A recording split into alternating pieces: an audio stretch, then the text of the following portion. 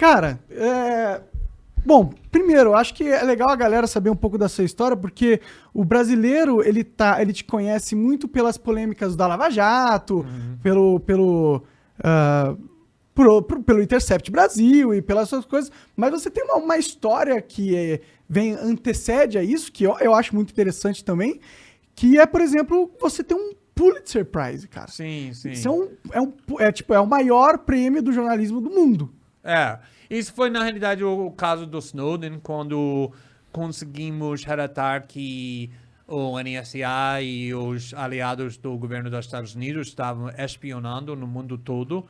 E eu fiz muita reportagem naquela época, foi 2013, 2014, aqui no Brasil, primeiro com o Globo, depois com o Fantástico. Acho que fiz 5, 6, 7 reportagens com o Fantástico, porque a grande parte da história é que como o NSA estava espionando muito contra as instituições brasileiras, a população brasileira, o presidente, Dilma, o Petrobras. Então foi uma polêmica muito grande e aqui criou uma briga, na realidade, entre o governo Obama e o governo da Dilma. O Dilma foi forçado, desmarcou um jantar muito elegante e muito chique na Casa Branca, naquela época, denunciou Obama na ONU. Disso. Então, foi uma polêmica global, mundial, porque os Estados Unidos estava espionando contra o mundo todo. E o Edward Snowden, você encontrou ele era um agente, informante da NSA, né? Ele trabalhava lá, na real, né? Ele trabalhava primeiro na CIA. Na realidade, ele queria lutar na guerra do Iraque, mas quebrou os 2 pernas quando ele estava treinando, então foi rejeitado. E ele foi para a CIA, trabalhava na CIA 2, 3 anos e depois foi para o NSA. E foi quando ele estava trabalhando no NSA, ele descobriu que a internet estava sendo destruído, mais ou menos, para o governo dos Estados Unidos, porque a ideia da internet sempre era que vai ser uma ferramenta não para os governos nem empresas grandes, mas para a população, para o povo, para ser livre do controle centralizado dos governos. Então, ele conseguiu descobrir que o NSA estava fazendo o oposto, usando a internet para espionando contra todo mundo, não só terroristas ou criminosos, mas populações inteiras, pessoas inocentes. E também o governo dos Estados Unidos, naquela época, estava mentindo sobre isso, a coisa que finalmente causou ele para decidir que ele vai arriscar a vida, e ele arriscou a vida dele para revelar essa informação. Ele é perseguido até hoje, né? Até hoje ele não consegue sair da Rússia, vai ficar na prisão do resto da vida dele. Que foi o cara que foi o pessoa mais maior do Segurança Nacional para o presidente Obama. E ele foi para o Senado em março de 2013. E ele foi perguntado por um senador: vocês estão espionando contra a população americana, está coletando dados sobre milhões de americanos. E ele ficou assim, ele disse: não, senhor, nós não fazemos isso. E na mão do Snowden naquela época era um arquivo enorme mostrando que eles faziam exatamente isso. E foi isso quando ele me disse: agora já era. Ele que te procurou? Ele me procurou, ele mandou um e-mail, obviamente não falando nada sobre ele, porque ele sabia que nós não sabemos que tudo estava sendo espionado, tomando muito cuidado, e foi necessário criar uma clima da confiança entre ele e mim. Foi necessário que eu confio nele, porque eu não sabia se o governo estava tentando me provocar a cometer crimes. E ele não sabia se ele consegue me confiar. Sim, ele era informante do governo também. Exatamente. E ele queria que criamos muita criptografia para comunicar. E finalmente, em maio, ele disse que eu tenho um pedido que vai ser estranho, mas é necessário, que eu preciso que você viajar para Hong Kong para me encontrar. E eu estava pensando, por que uma pessoa que trabalha no nível muito alto no governo americano, que tem acesso para documentos mais sensíveis, mais segredos, está no Hong Kong? E não consegui entender isso, ele não conseguiu explicar, porque ele não confiou na nossa comunicação, mas ele me mandou documentos, talvez 30, 40 que foi os documentos mais segredos, no parte do governo mais sigiloso, os mais segredos, o governo mais poderoso no mundo, que foi chocados. Só esses documentos. E ele disse, só 30 ou 40, eu tenho milhares ou milhões de documentos mais para te dar, mas tem que viajar para Hong Kong. E o próximo dia, eu liguei para meu editor, estou indo para Hong Kong. Porque não era uma questão mais. E viajei para Hong Kong. Naquele momento, o que deve ter passado na sua mente? Você falou, caralho, eu tô lidando com uma conspiração governamental mundial. Você tinha noção disso? Eu sabia que, olha, a CIA não brinca. Todo mundo sabe disso. A CIA mata pessoas. A CIA faz qualquer coisa que eles precisam fazer para impedir pessoas que estão desafiando eles. Então, eu sabia, você não pode vazar os documentos mais segredos do governo mais poderoso no mundo sem risco. Mas eu entrei em jornalismo não para relatar sobre ou chuva ou esportes, mas para desafiar os facções mais poderosos. E quando ele...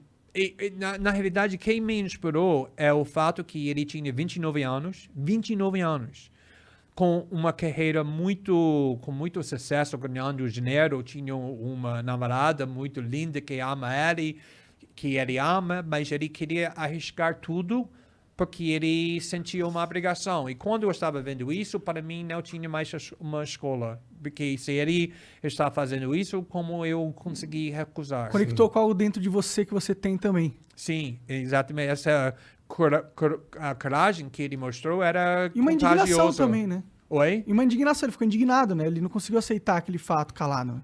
Não, exatamente.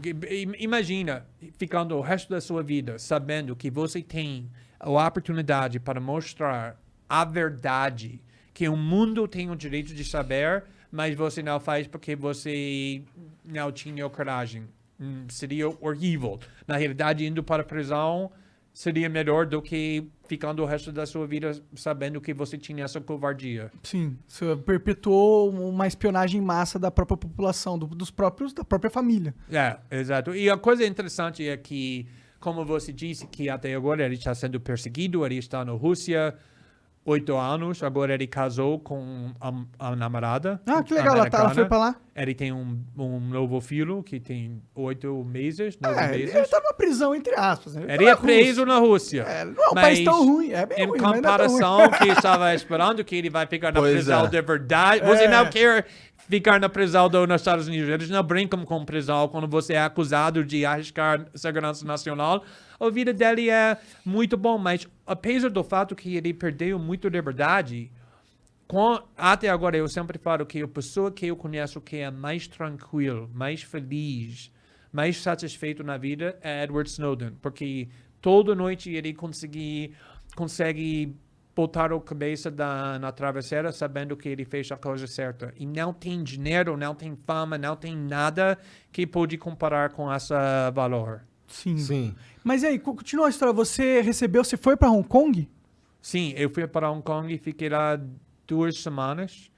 E começamos a relatar um documento depois do outro. No primeiro artigo, explodiu o mundo. Foi um maior história, o maior escândalo no mundo naquela época, imediatamente. Mas ele fazia questão de você dizer que tinha sido ele? Sim, porque geralmente quando tem uma fonte assim, por exemplo, minha fonte na Vaza Jato, ele não queria se identificar, ele queria esconder, porque ele não queria ir para a prisão. O Snowden foi tão raro, porque desde o começo ele disse, eu não quero esconder. Eu quero me identificar. Por quê? Porque eu sei que não estou fazendo nada errado. Então, eu não vou esconder. Eu vou ir para o governo e falar, você não precisa me procurar. Estou aqui. Meu nome é Edward Snowden. Fui eu que vazei esses documentos. Eu fiz isso por causa dessa raciocínio.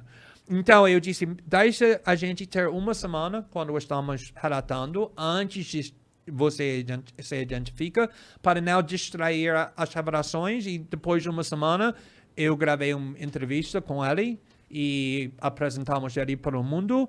E depois disso, a mídia mundial chegou no Hong Kong e me procurando ele. Tinha 200 repórteres lá fora do meu quarto com câmeras procurando ele. Onde está Edward Snowden? Como eu vou falar para eles onde ele estava. E foi uma escândalo muito grande. Sim, eu lembro, eu acompanhei na época. Sim. Foi um escândalo mundial que repercutiu em todas as mídias internacionais e na internet e não sei o quê. Porque eu acho que é um assunto que tem muito a ver com a nossa era, que é uma era da informação, da tecnologia, que hoje é possível ter esse controle e a gente tem que então discutir o que vem um controle e vem também a responsabilidade que ele acarreta. E a gente tem hoje os governos que dominam esse controle da internet, né? E é uma ferramenta muito importante para eles que pode ser usado para o autoritarismo, que é algo que a gente tem que impedir, a qualquer custo. Exatamente.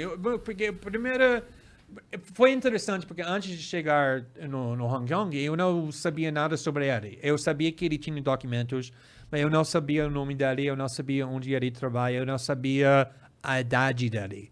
Então, quando eu estava conversando com ele durante naqueles meses, eu estava imaginando que essa cara tinha 65 anos, porque ele era muito sofisticado.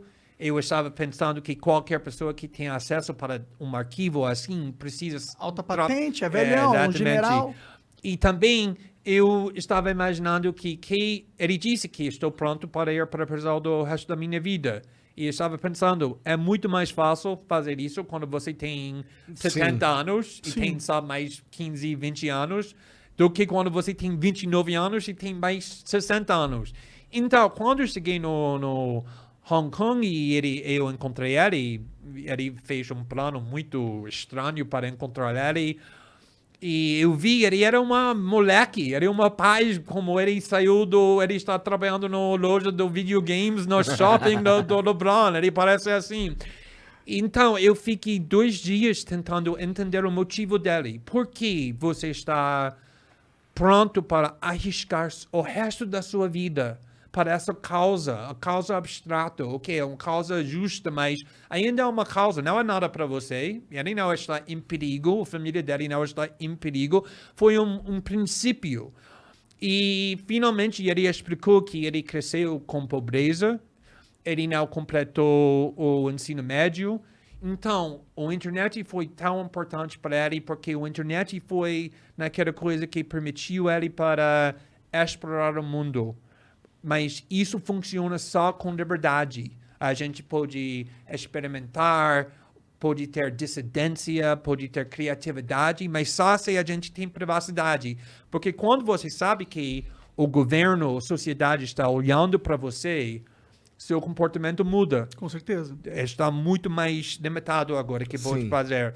E ele disse que ele não quer perder o valor da internet e ele está pronto para ir para a prisão para essa ferramenta, essa invenção.